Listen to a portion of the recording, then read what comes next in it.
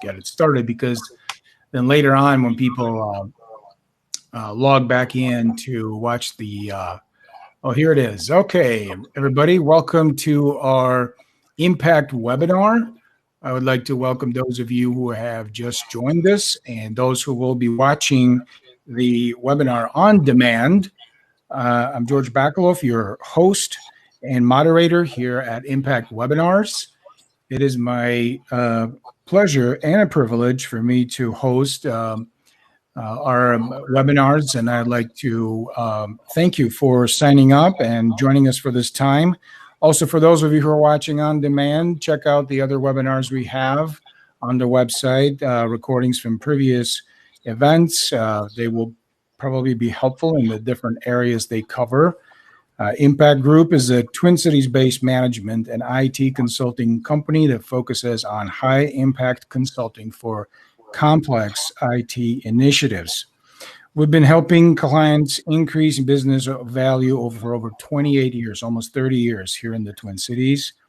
We provide a fully integrated suite of services designed to provide strategic IT and business planning, focused on solving IT and business problems, supporting IT and business environments. We have worked with companies such as Land O'Lakes, Ecolab, Patterson, Red Wing Shoes, Best Buy, as well as with small businesses and nonprofits.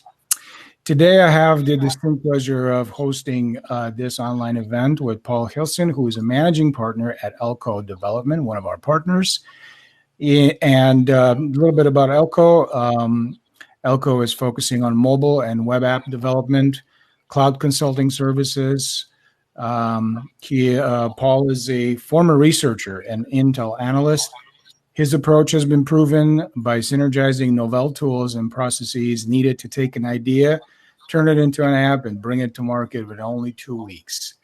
I will let Paul talk a little bit more about Elko probably further into the presentation.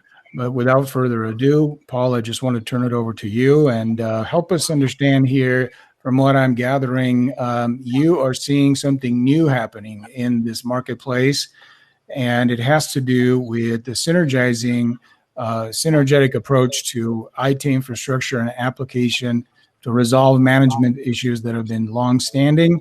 So why don't I just turn it over to you? Welcome here to Impact Webinars, and to allow you to guide us through this understanding this subject matter. All right. Yeah, thanks, George, for that introduction. And hi, everyone. It's great to be here today. I'm really excited to present to you. What we have today is some insights into industries of what we're seeing right now. And George, thanks for kind of introducing me and what I've done. I've had the privilege to see this industry from a few different lenses, starting out as kind of like you said, an engineer, a researcher, going into the military. And of course, when you're there, you need software to work. There's just no question. It needs to work or there are going to be issues. And more recently, as a partner at Elko, I've been had the privilege to work with both Fortune 500, some Fortune 50 companies, and even some startups. And as part of that, every single day, I get to go talk to CIOs, CEOs, people, the IT teams, and see what's going on in their world. And as part of that, I want to share some of the insights of what I'm hearing from them and what we have done, especially recently with this ever-changing world, thanks to COVID and these extraordinary times, of what we have done to help with the management of applications. So I'm going to keep moving right along here. So we're going to start out here with something that's kind of a little bit more broad, and we're going to narrow it down as we go in here. One of the first things I want to talk about is the idea that you can't grow if you can't manage. And I'm talking specifically here about applications, right? If what we have seen, and there's been a lot of studies out there that I think a recent one looked at 3,700 different companies and saw that 72% of resources, of IT resources, are used just to keep the lights on. So that doesn't leave a lot of room for innovation. It doesn't leave a lot of room for improving processes. You are stuck with kind of just the status quo of having way too much to do and not enough resources to do it. And some of the inefficiencies that cause this, that really high percentage of those resources being used just to keep the lights on, are there's a lot of them out there, but some of them that we might talk about here today is a lot of manual tasks. You're doing things manually by hand over and over again that, it can be automated down the road. The other thing with management is that you have a lack of maturity in monitoring or alerting. There's been issues where a customer knows that your application is down before you do. So there's a lot of areas that you can improve there. And one thing that we're going to dive into a decent amount today of why of something you need to avoid or we need to look at is the complexity of an application. The more complex an application is, the more time you need to put into it to care and feed it. And if you want to make changes to it, it takes all that much longer to be able to make sure that you didn't break something as you're adding features to it. So we'll keep moving along here. So this is a quote I've heard from a recent CEO that he said that, hey, we have a laundry list of initiatives, and these are initiatives that he knows if he can get done, they're going to make a huge difference in the world today, and they're going to be a booming business. And that might be a list of 10, 20, 30 different initiatives, but because his teams are so bogged down, they're barely able to scratch the top 3 of them. So this is a real big problem that people are feeling out there in the world when it comes to the IT side of things. And also from the business side, other things that we've seen is people are talking about how, hey, their teams seem to always be in firefighting mode. They're always putting out fires, never able to step back and say, what can we do to improve these processes? It's just making sure the house isn't burned down. And one of those things that this might kind of roll up to is that people are seeing this as too much of OpEx, not enough CapEx. So we're going to talk today about how can we move IT teams and viewing them as an operating expense and moving them to more of a capital expenditure, I should say. So how are we moving from just keeping the lights on to bringing in more customers, finding new revenue streams, and leveraging our IT teams to do that? Another big pain point that we're going to be talking about a few times today are application heroes or an application that was made to ensure job security, right? This is something that it's convoluted, it's complex, it's really long, and you have one person in your company that knows about it. And so if that person leaves your company, if that person goes on vacation, you are in a bad spot at that time. So those are some pain points that we've seen with trying to manage applications. And one thing that we kind of come back to is, companies want to pump in more money into this or put in more resources, and they're saying, hey, we want to add in all these new features, add in all these new products, but we need to make sure that if you're doubling the amount of products you have, doubling the amount of features, that you're not needing to double the amount of resources to manage them. So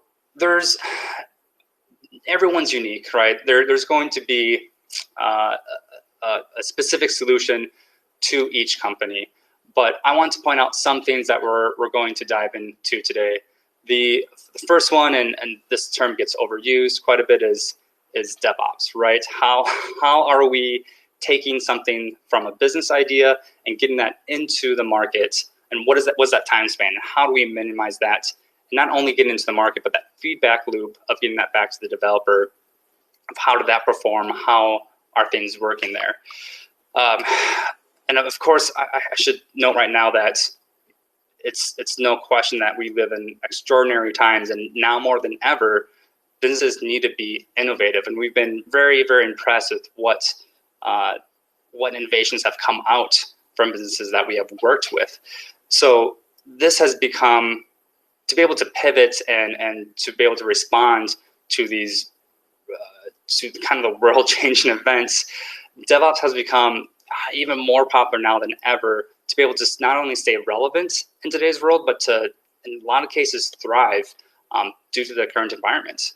So we'll dive into that a little bit more. And it's not, I really want to stress throughout this presentation, DevOps is not, it's not a specific team. It's not some specific tools. It's people, it's processes, it's cultures, and technology. But notice I did not just say technology, right? It's broader than that. Now, the other big thing here too that we'll stress on is that you can't improve what you can't measure, or you don't measure or don't feel like measuring. If it's not enough for a CIO to a tech executive to say, we need to be better, build better applications. What does that mean? So things that we can measure, we'll be talking about here in a little bit. But the point of that being, if you do measure things, if you are taking metrics, you're able to make better business decisions in the long run. All right. So again, everyone's super unique and what solutions are needed to resolve the management mess that they are in. But two of the ones that we have come across pretty recently that we're going to talk about is one, reducing the complexity, and two, some culture shifts in implementing some DevOps best practices. All right, so here's where I'm hoping this gets a little bit exciting.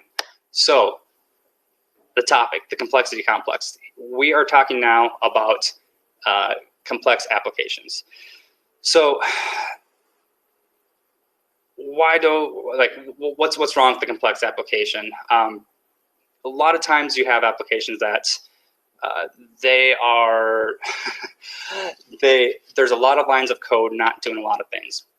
And really, when you have something that is complex like that, you're going to spend a lot of time just managing it, understanding what's happening with it. And if you need to, God help you, if you need to make changes to it or add features to it, those changes are coming not today, not tomorrow, but potentially months from now. We've worked with IT teams where the business has asked for a simple feature, and because the application is so complex that they say, IT team responds with, yeah, I'm hoping we can get that in next 6 months kind of thing. And of course, that's, I think we can do better than that, right? And so we'll talk about kind of the lines of code and what that means. Also, we need to avoid depending on heroes on this.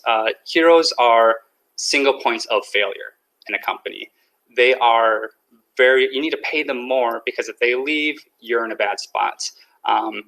Or if you want to onboard someone to a complex app, you're going to have to take an extremely long time to get them up to speed on something. So we'll talk about that here in a little bit as well. And again, another quote that we've heard from business, hey, can you just add in this feature quickly? The response a lot of times is, yeah, we'll see you in 6 months kind of thing. So from the business perspective, when you have a complex application, some pain points are going to be that the new feature tends to be buggy or not fully vetted. One component of an application being complex is not just the lines of code, 10,000, 20,000 lines, for sure you're going to have a complex application, but also the code coverage on that. When we team up with Impact Group, when Impact Group takes on the infrastructure and they take on the networking and they do an amazing job with that, and we take on managing your applications, the first thing we look at is the amount of lines of code an application has and your code coverage. And that gives us a kind of nice rule of thumb of, hey, is this a complex app, moderate complex, or a simple app? And depending on where that falls in, you're looking at different price structures, more expensive monthly fee to manage a complex app, less for a moderate one, and even less so for the least amount of complexity there. Now, what we do and what we're going to kind of talk about here is when Alco is managing your applications, we're going to work to make this less complex over time. And there's a few strategies that we do to do that. And one, of course, more recent one, and one thing we'll kind of dive into a little bit of the technical side is working on your pipeline, your deployment pipelines.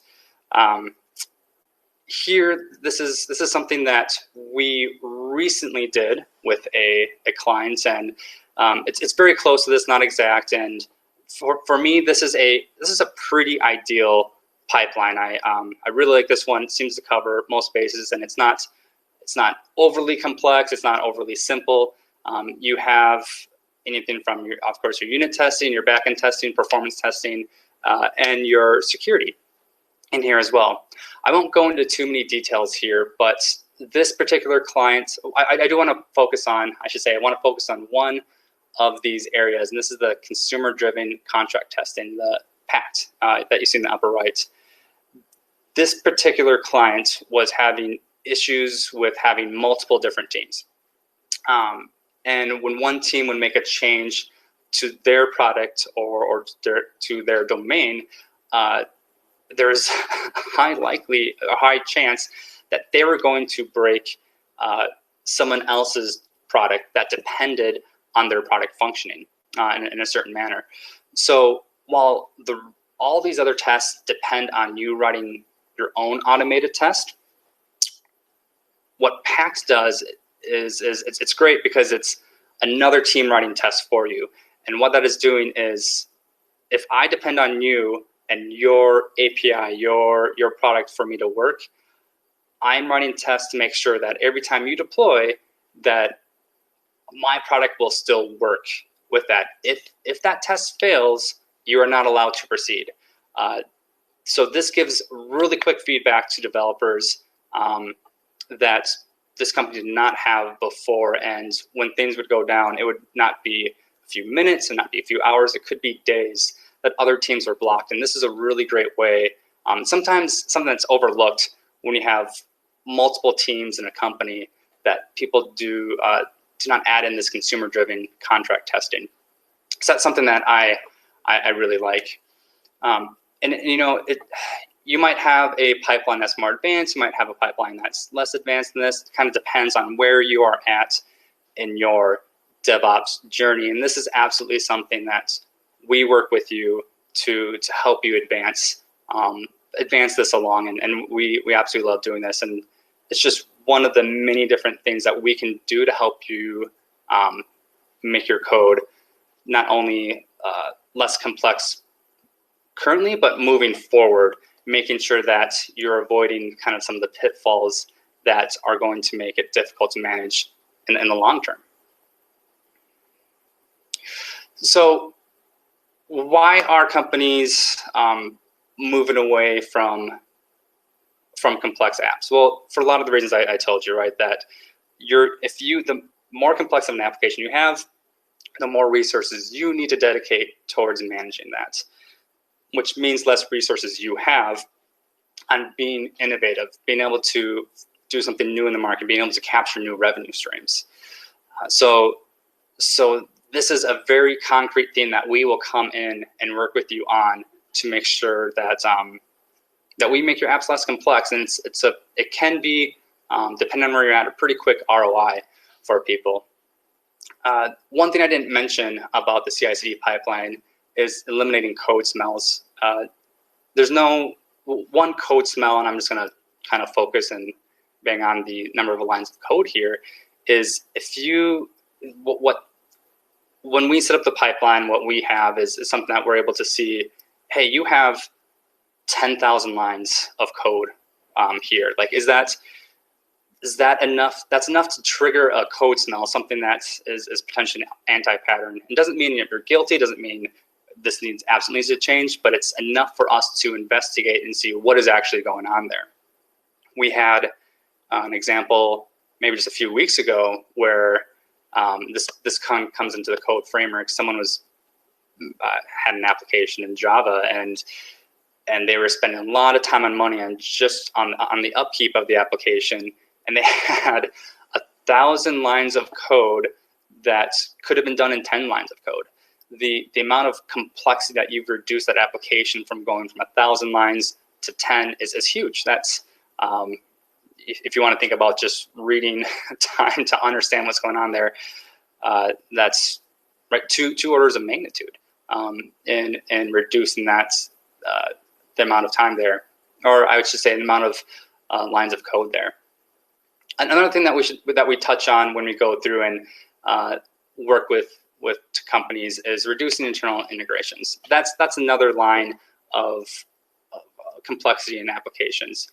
To take a step back here, if your application is like a garden and the weeds are the complex parts, it's hard in software to know what the weeds are.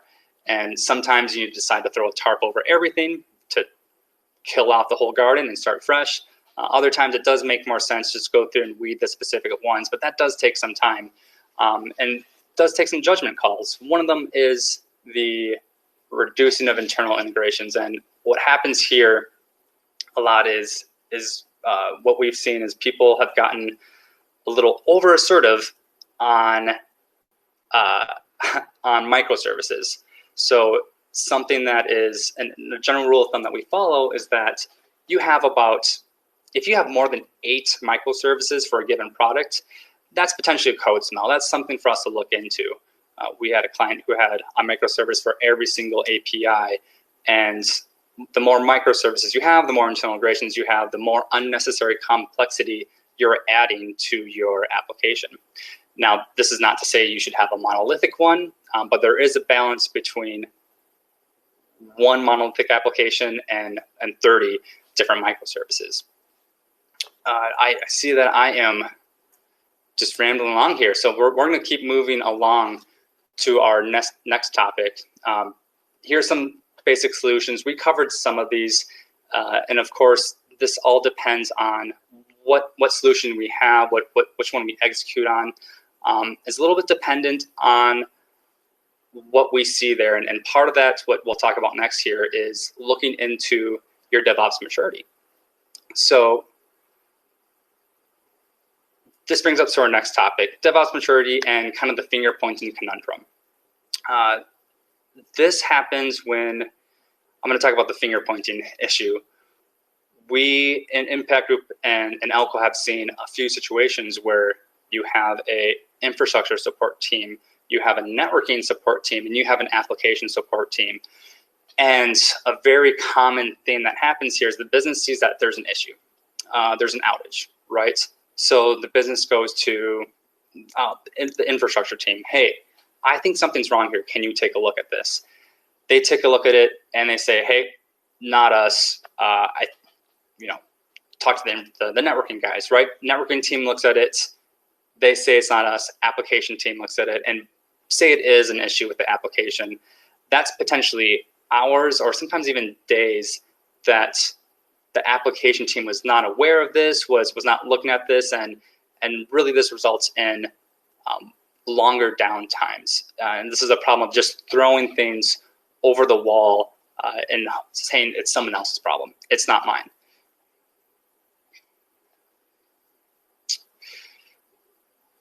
Typical frustration of business, right? Hours go by. Why can't this just get fixed, right? We had this working hours ago. What's the issue now? Some other pain points. Of course, this is wasted time. Businesses do not know where to go to when problems arise. Do I send a ticket to this team? Do I send it to another team? Just another consequence of not getting an outage resolved quickly is you increase that customer friction and lack of confidence in with your customers to your product.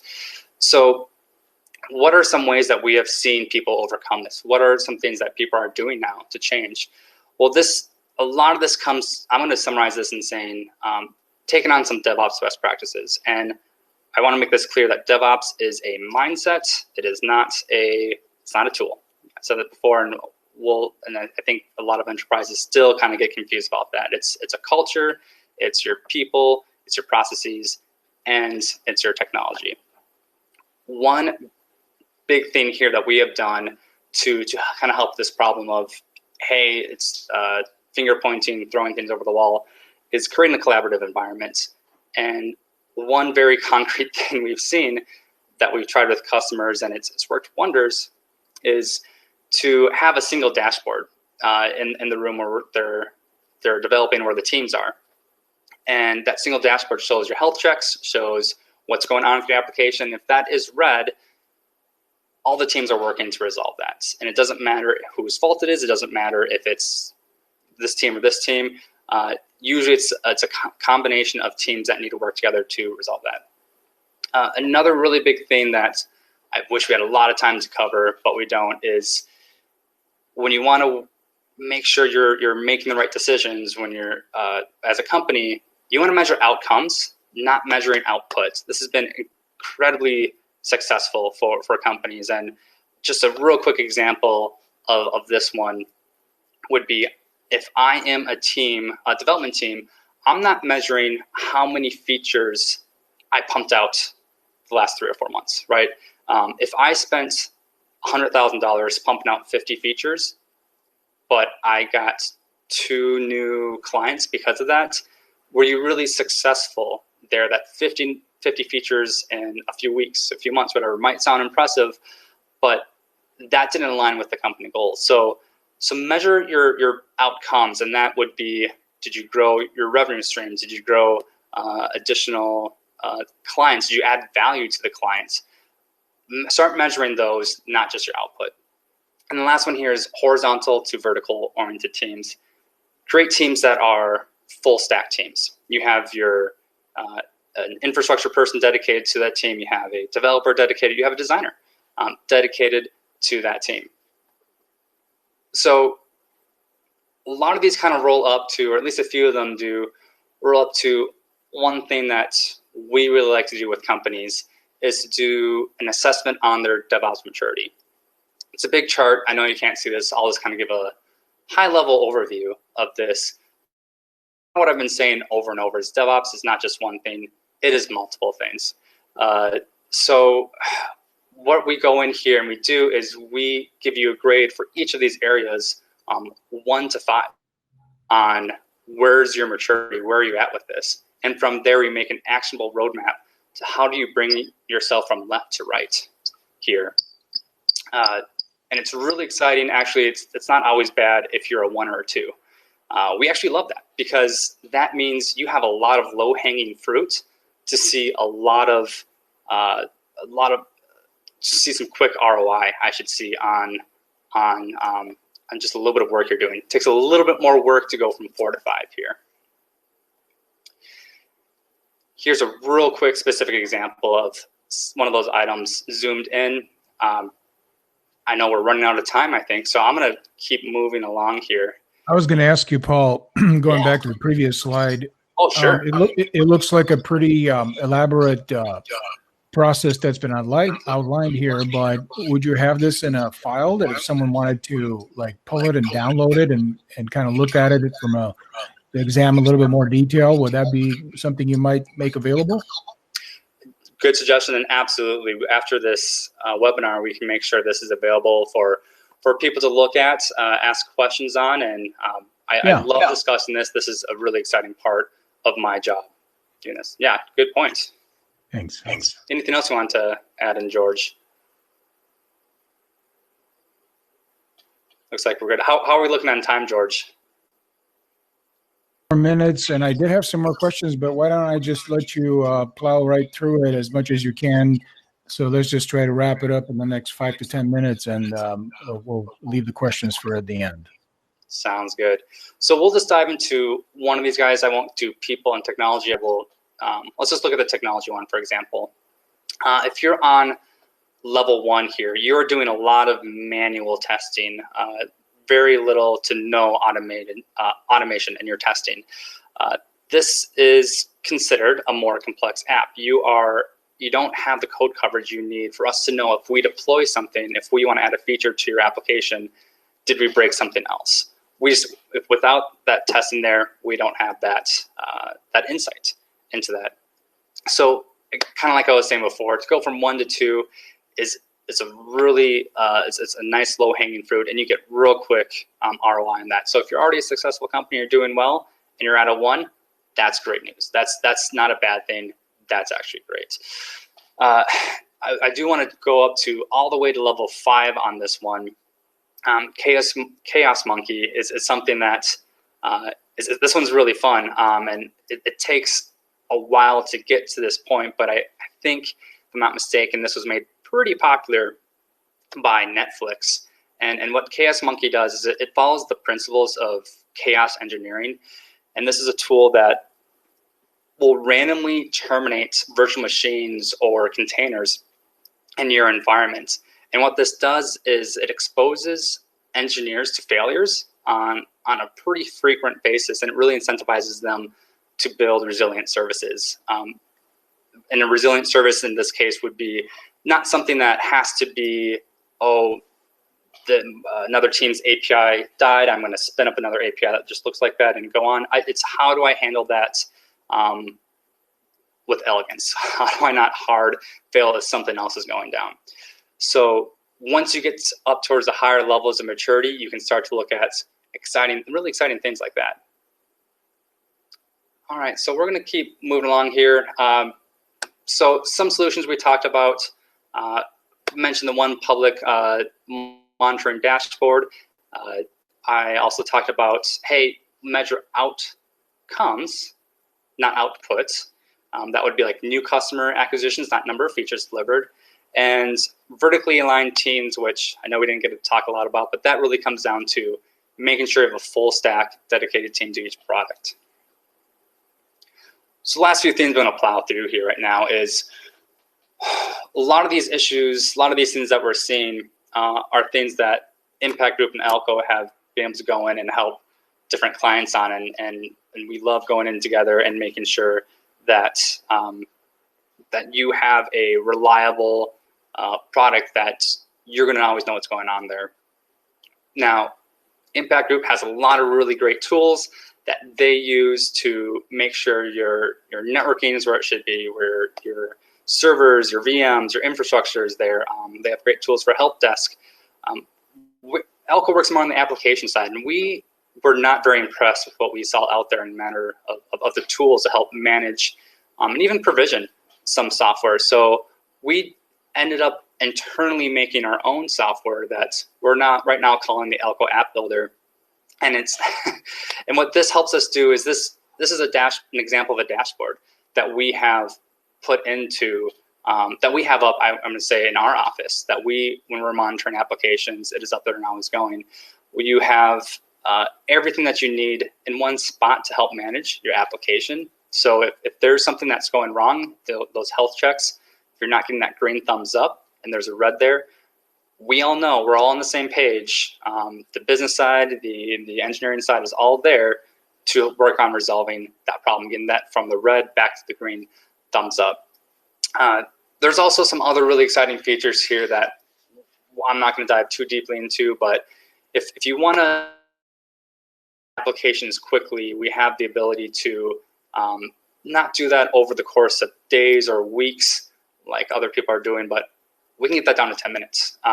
We actually worked with a client recently that, years ago, I should say, I worked with a client that took over 6 months and spent millions of dollars spinning up their infrastructure. And while it was enterprise grade and it was great, there wasn't anything all that special about that.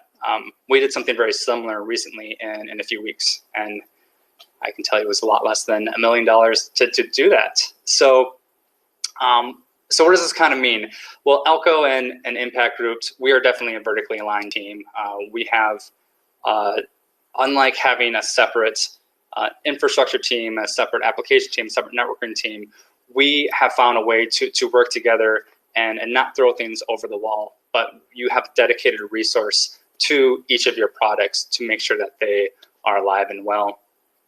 You also have a great resource with Alco to reduce the complexity in applications. When we're managing our application, it's in our best interest, it's in your best interest to not just make sure it's up and running, but to improve it over time. And a big improvement is going through doing those audits to make sure it's less complex. And the other, I should say, the last great thing too is that with Impact Group and Alco, you have a team that doesn't only just manage your applications, your products, your software, but But if you need the ability to add in more integrations, add in more features, we have you covered there as well. So if any of this interests you, or if you want to talk about that, that sheet that we're going to make available later today on the DevOps assessment, feel free to get in touch. We love talking to you guys about all of this, and looking forward to hearing from you guys in a little bit. I'll finish out with looking forward to hearing any questions that you guys have on that matter in the future, and even right now. So, George, that is my presentation. Any questions that you have? Yeah, I was wondering if you can touch a little bit on the role of AI or machine learning today or going forward into the future. Are you integrating any AI or machine learning currently, or do you see this something as a future trend? Yeah, that's a really great question, and we have some partners that kind of like we have built the Elko App Builder. They have we built the Elko App Builder to quickly provision up applications. They have built something similar that helps you really do some really cool AI work there. And if you're talking about AI, you're talking more about getting a lot more to the rights of that DevOps maturity assessment model. That's not low-hanging fruit, right? You're going to want to do some other things first, but absolutely in the past we have worked to say create some bots that might automatically restart a service, or hey, find that there's an issue and bring up the information to the developer so they can resolve this problem more efficiently. And while we have those bots that are automated, what AI, how that comes into play is understanding the patterns in the past and knowing what is going to give you the highest probability of resolving this. From understanding what's happened before, I can draw a pattern from this. Here are the bots that I'm going to deploy to resolve this specific issue this time.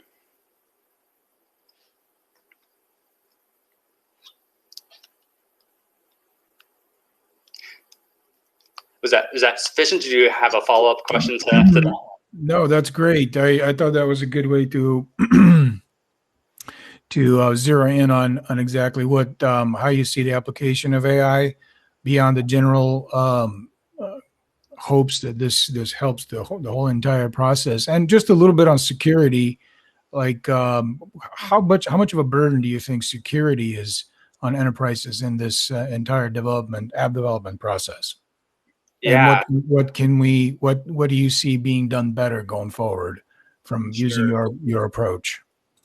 Sure. So I had actually a recent podcast on security where we covered a lot of these topics, and really what we have found is that a lot of times security is an afterthought, right?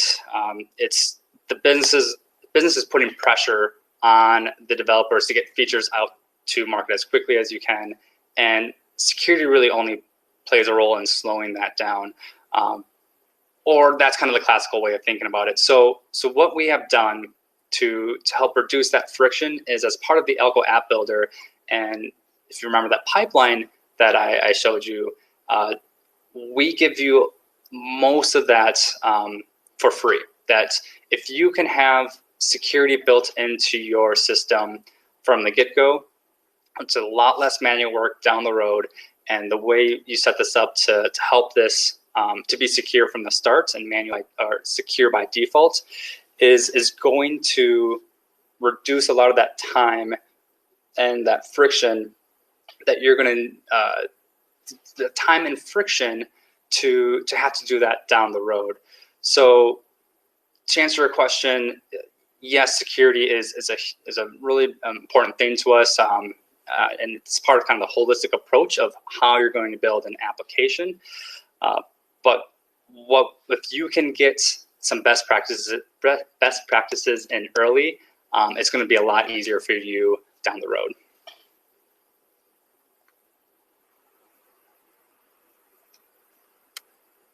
Well, I think that we'll wrap it up at this point. I just wanted to remind everyone that the contact information for Elko and Impact will be included in this podcast, in this webinar, as well as in the blog post that you might be accessing at a later date. For those of you who are watching on demand, just reach out to us through the email that you received this information from, and we'll be happy to put you in touch with Elko and see how your app can become reality, or an existing app perhaps could be optimized. And the team over there will be happy to look at your project and figure out what they can do for you and bring it closer to market, faster to market, at a better rates than what the marketplace is offering today. Thanks, Paul. I appreciate you jumping in on a call with Impact Webinars. I appreciate the partnership and your vision for technology. We look forward to having you as a guest at a later date. So have a great day, everyone. Thank you. Thank you.